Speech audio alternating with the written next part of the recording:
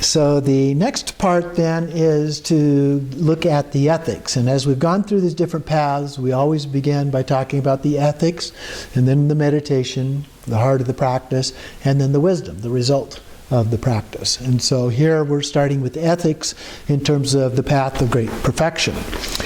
So this approach is the most unique of all of the different ones that we have looked at. And so the first thing is to note that the highest principles of virtuous behavior are considered here to transcend even those that we've talked about before. Okay, so this is a transcendent level. Just like we talk about transcendent wisdom, it transcends these other approaches. So in transcendent wisdom, there's no right or wrong, there's no good or bad, there's no attachment or no aversion, and that's the approach in terms of the ethical position here in the path of great perfection. So we transcend even the concept of good or bad. It reminds me of Shakespeare, who has Hamlet say, "There is no good or bad, but thinking makes it so." And that's a lot of what we're talking about here. Okay, those are just labels. That doesn't mean that there aren't bad things that happen or good things that happen. It's just that we don't look at them as being good or bad per se. Okay? That is a conceptual understanding of what's going on. And we see it even in daily life. Some things that one person thinks are bad, another person thinks is good. And so we have disagreements about those things. And if you really start digging into ethics and some of the issues involved with that, what you find is that there's almost always somebody that disagrees with virtually any other proposition that anyone has. Let's take the classic case, the one that probably there's actually the most agreement on: killing. Do not kill. Well, do not kill in the Bible, the Jewish and Christian Bible, Old Testament, has do not kill, but it's talking about human beings. And it's also excluding warfare. Okay? So it is not the same as do not kill in Buddhism. In Buddhism, it's not only human beings, including warfare, not killing, you literally could not do warfare from a Buddhist point of view, a strict Buddhist point of view, in terms of that precept, but also animals, fish, birds, insects, and so forth. And so the basic idea behind that is much more vast than the same words when used in the context of the Judeo-Christian religions. So that's what I mean. We don't all agree on what it is that we're talking about, even on something as basic as do not kill. So that makes it difficult to have a very specific agreement in terms of ethics of any kind. There's always disagreements about that. So the basic idea here is that those are labels. And so when we look, for example, at Madhyamaka, Nagarjuna, the middle way approach, and his tetradilemma, his teachings of the Buddha saying transcendent wisdom is not a thing, it is not no thing or nothing, it is not both, and it is not neither. It transcends that. Those are concepts. It transcends that altogether. And so it's beyond logic, it's beyond thought. It simply is. And so that's the basic idea that is behind the ethical approach of the path of great perfection as well. It's truly ineffable. It's beyond description. Now, this doesn't mean that you're free to just do whatever you want to do. That is the slippery slope that one can fall into with this kind of an approach. So you do have to be careful. So keep in mind the four reliances that we talked about earlier as we look at that. You don't rely on the teacher, you rely on the words. You don't just rely on the ordinary words, you rely on the meaning of those words. You don't rely on the meaning at an ordinary level of those words, but the ultimate level of those words. And so in that sense, this is an ultimate level perspective. Okay? So when dealing with this ultimate point of view, we have to be careful about what that implies in terms of our behavior amongst people who don't share that point of view. Okay? So it can get us into some traps. We have to be careful. We're all interrelated, interconnected, interdependent, and so we need to pay attention. So the principles that we described earlier still apply. So even Padmasambhava said, my view is vast as the sky, my behavior is fine as barley flour. Okay? So he may have this vast view that there are no labels, there is no right or wrong, but that doesn't mean that he's going to go around killing people and lying and stealing and doing these other basic things that we talked about doing, because that would be a pretty bad role model for other people. Okay? But there are some cases where people have done those things, sometimes called crazy wisdom, and these yogis who go around doing those things. But you have to keep in mind the context. People in Tibet understood the idea of crazy wisdom. And when they saw someone that was recognized as being a realized being doing these things, they didn't respond to it in the same way. You try to do that here, and you wind up with the kind of response that Trungpa Rinpoche got when he tried to do those kind of things in the United States. Some people thought it was okay, some of his closer followers and so forth that had some understanding, but you get just a little ways beyond that, and all of a sudden that's really problematic. And a lot of people were really upset and hurt by some of the things that he did and so forth. So you have to look at it in terms of, okay, yeah, that anything's okay, but what's really acceptable, and what's the implications of doing those things? So you may have the view of Dharmakaya, but in terms of behavior, we need to behave in terms of Rupakaya, the form body, the combination of Sambhogakaya and Nirmanakaya, if you will, related to that. So it's not either or, it's both and, if you will, in terms of putting those together as one taste. Otherwise, the idea of the crazy wisdom can really become problematic and create all kinds of problems.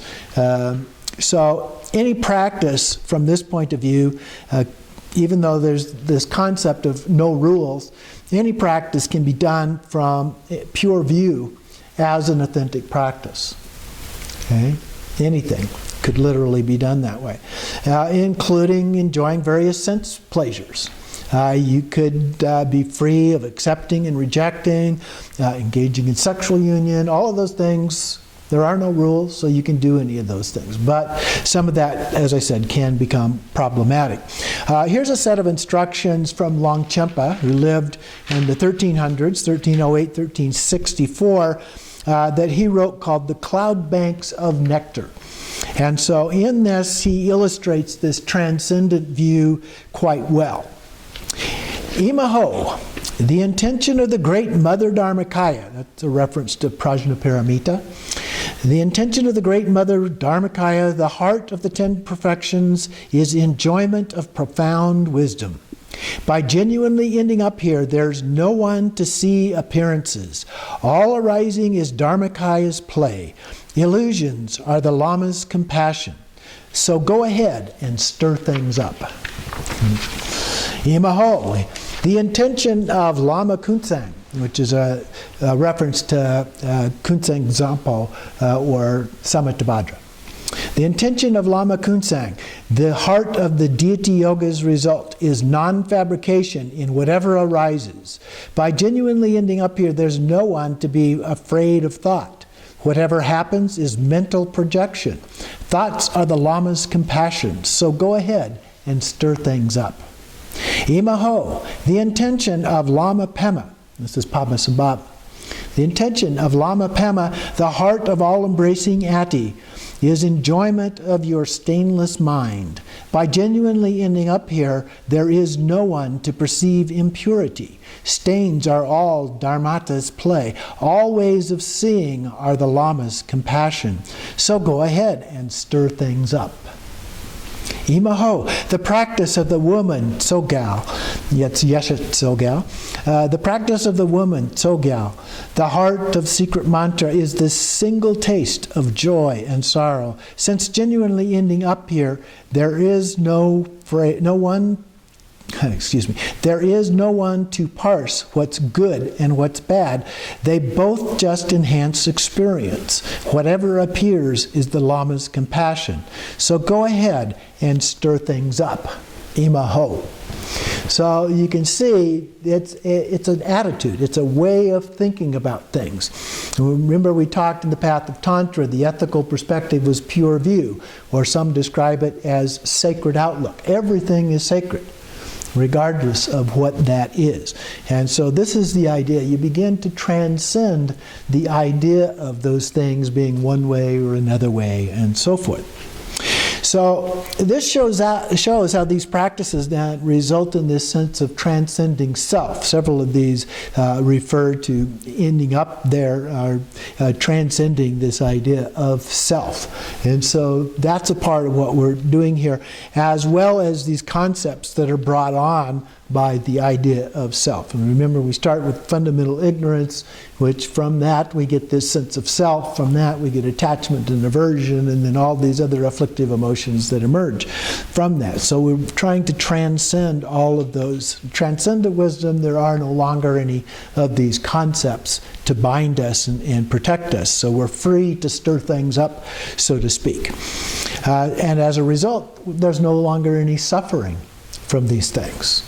They don't affect us. They happen, but they don't affect us. We may even experience feelings of anger or feelings of greed or feelings of lust or whatever, but they don't affect us in the same way. We transcend those things.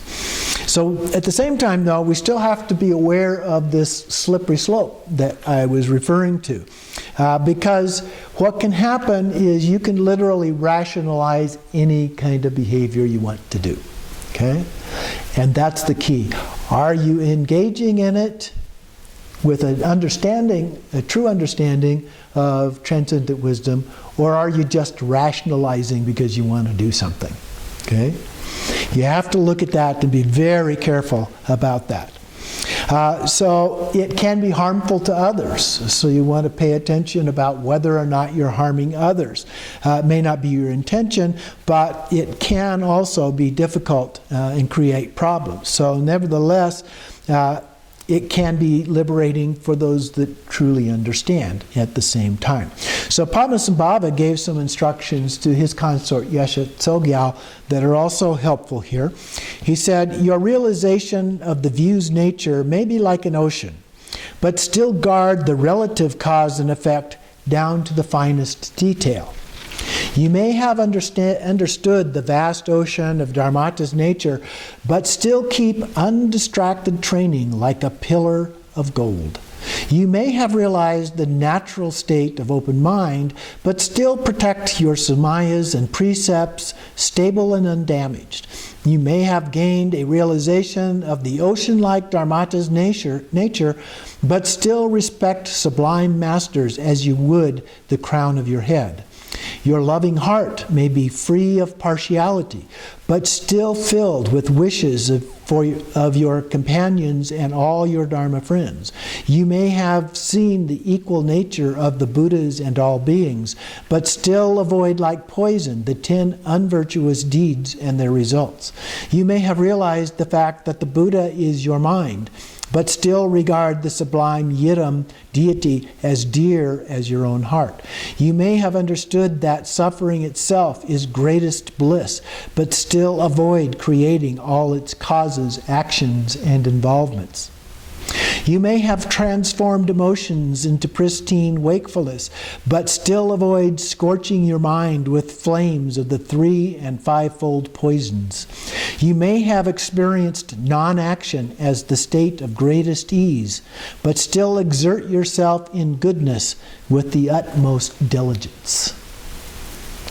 So, on one hand, in each of these pairs, he's talking about an ultimate point of view of these things, and then contrasts that with a relative point of view.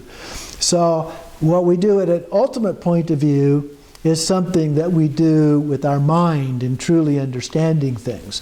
What we do at a relative point of view, we do with our body, our speech, and the way that we interact with other people or other sentient beings. So the idea is there's still consequences for our actions. So even if you have pure view and you see all actions as pure, which they are, at the same time, others may not. So we have to be careful about that because it can lead to, as I said, a wide variety of problems. So maybe there are no barriers to having sex with somebody else, but when you do that, maybe your spouse or your significant other does have some problems with that. Okay? And so it can create ill feelings, the relationship can break up. Those kind of things can happen. So you have to be very careful about how you think about applying these things. So the ideal is no attachment or aversion, but you don't want to create harm for others in the process of doing that. Otherwise, we accrue negative karma. Okay? And if we accrue negative karma, then we're back where we were before. And so we want to avoid doing that as well. So the idea of no rules may sound good, but it's never that simple. You have to kind of pick your poison carefully, if you will, what you're going to do, and be discreet, show respect for others, as well as for the Dharma as a part of that. Now the next thing I want to talk a little bit about is motivation and intention and rationalization as they affect this idea of ethics. And so doing the right thing is largely a matter of motivation and intention. In fact, the Buddha talks about our intention as being the most important part of whether or not our actions actually create karma or not. So you can't always be sure about these. You never quite know what's going to create the best result. So in that sense, we really need to trust our intentions. But we still need to be careful about that because there is no guarantee. The rules, if you were, that have been created have been shown to be effective in terms of people who have been practicing this for thousands of years. And so it's not like in the Judeo-Christian tradition where we have these laws passed down from God, these rules that are being imposed on us, but these are guidelines more than rules that have been developed out of the experience of people over thousands of years, that they are the most helpful to us in terms of achieving enlightenment. So we look at them that way. And so even though we may have this view as vast as space, as Bhava says it, we still need to pay attention to our individual actions. And so there's a risk that these guidelines can be used, as I mentioned, to rationalize all kinds of things that we might want to do, ordinary attachments and aversions or habitual tendencies and so forth. So we have to be constantly aware of the choices we make. And the thing between that stimulus and response, that gap, that's where we make the choices. Now, Covey, in one of the books that he wrote, talked about the integrity in the moment of choice. And so that's when what we have to do. At that moment of choice, we have to act with integrity as we do that.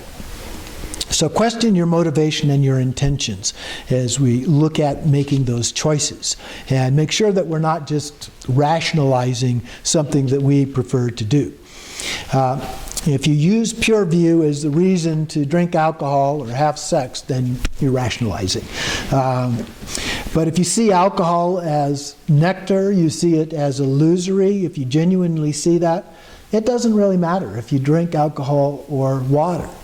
Now, if you're wanting to drink the alcohol instead of the water, okay, then that's a different matter.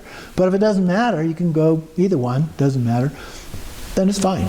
It genuinely doesn't matter which one that you drink at that point.